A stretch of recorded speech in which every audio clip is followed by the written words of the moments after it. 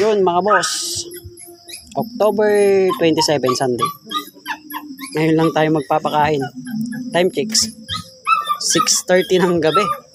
Gagi. Galing tayo kasi sa Binyagan. Kila kumpare ko. Hindi ko pala kumpare, tropa. Pare Ramos. Ayan. Para makita nyo po na yan lang po yung pinapakain ko kay Utoy. Lahat sila. Mga breeder pati kay Utoy. Ito yung timpla ko.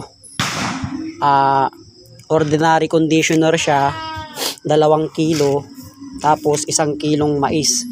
Na yung number 2. Tapos 1/4 na integra. So yan lang. Pagka malapit na yung Derby, mga Saturday, doon tayo magbibigay sa kanya ng Queen Mary na Thursday at Friday tsaka Saturday para i-absorb ng kanyang katawan.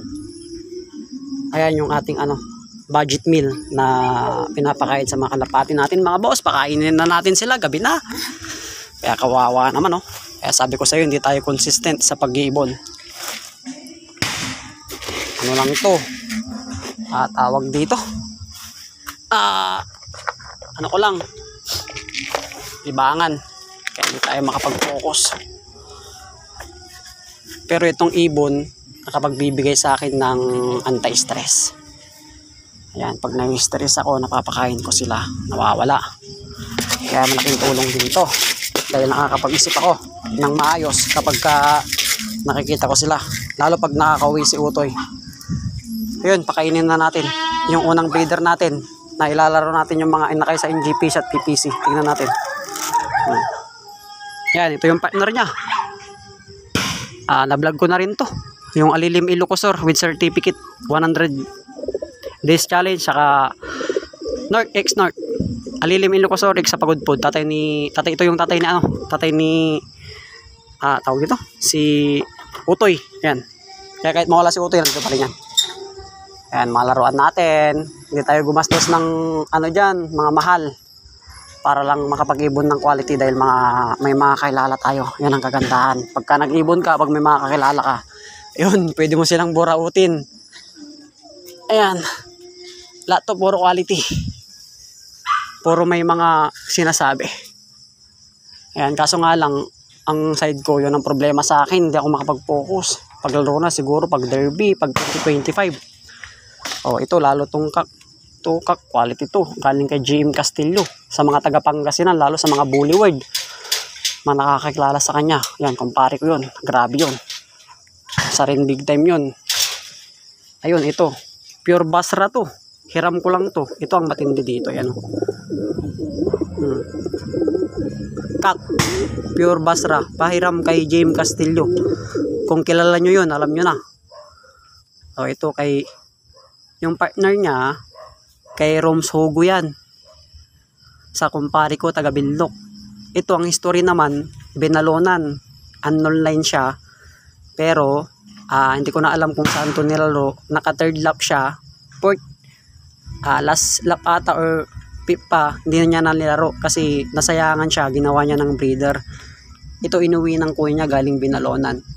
Ang kagandahan sa hen na ito, yung kanyang inakay o yung kanyang anak nung nakaraang race sa mahigit, hindi ko alam nakalimutan ko na, sa mahigit 500 bird ata, o hindi ko alam kung ilang bird yun, sa 25 bird na tumagos sa ulan. Hindi ko alam kung may bagyo ata nun o malakas ang ulan. Isa yung anak nito na tumagos. Tapos hindi ko alam kung 5 or 10 pulling winner na yung inakay nito kay Roms Hugo ng Bindok. Ayan, shoutout sa'yo. Online to yung hen. Pero yung inakay, may sinasabi. Pati siya, alam nyo na. Hindi lang natapos yung race.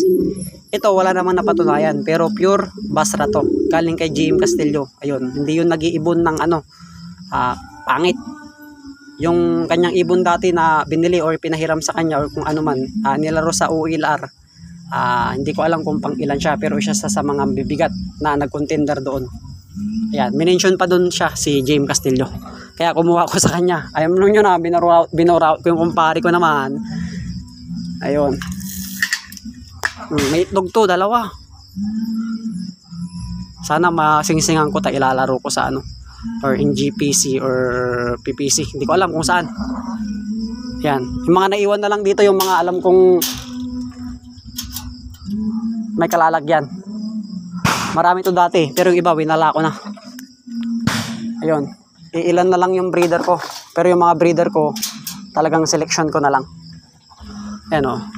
Katunayan na ito lang ang pinapakain ko. Ordinary conditioner, number 2 na mais, tsaka integra. Maintenance ko na lang to. Kanya-kanya kayong diskarte. Ayun. Ako kasi yung taong nag-iibon na hindi marunong makinig sa mga panser na matatagal na. Yun o. Sariling diskarte ko. Yun. Nakikinig naman ako sa mga ibang payo nila. Pero kadalasan talaga sariling diskarte ko. Ayan. Ito naman yung hen. Galing kay Sir Mario. Ano tong hen na ito? Ang ano nito, tawag dito. Lahi nito ano? Riso X Manila Bird. Pagudpod finisher pero tukod. Hindi ko alam kung 3 or 4 months siya bago nakauwi.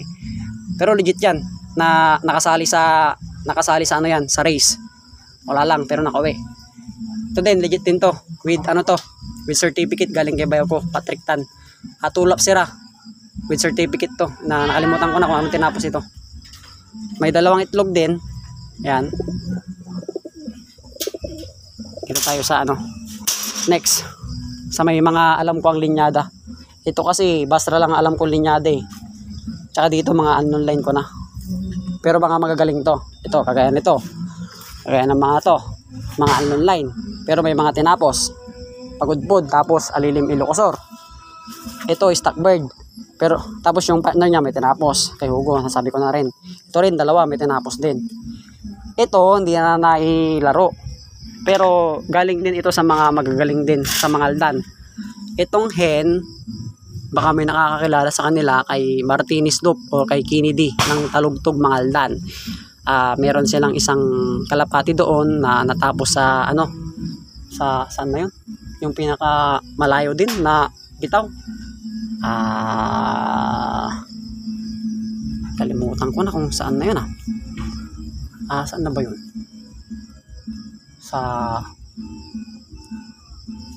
Basta yun, nakalimutan ko na, sorry. Ayun, pero nakapagpadulo na sila, nakalimutan ko na. Kennedy, pa-mention na lang kung saan yung pinakamalayong na ano ng ibon nyo kalimutan ko na. Galing to sa Martinez Loop ng Talugtog mga aldan. Isa rin yan na nakapagpadulo na sa, kalimutan ko na kung saan yun, basta ayun pinahiram sa akin to, hiram lang mga boss, hen. Pero pinatner natin sa may linyada. Galing sa pinsang kong kay J. Di Vera. Goki X sa Tensel. Ayan, legit Goki yan mga boss. Yung kanyang sire rekta kay Sir Goki. Tapos yung hen, yung kanyang ano, halo Tensel.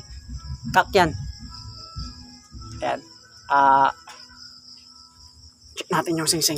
Aslagan 2015 ata ito eh. Pampanga to eh. Pampanga line. Pero legit to, legit na Goki line. Mismong yung tatay nito, rekta kay Sir Goki. Kay JD Vera. Pampanga yun. Napinsang ko. Pero naglaro siya ng ano eh. Sa Pampanga. Ayan. Ano ba tong singsing nito guys?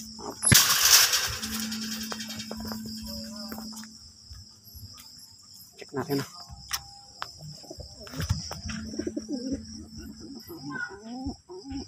Check natin mga boss.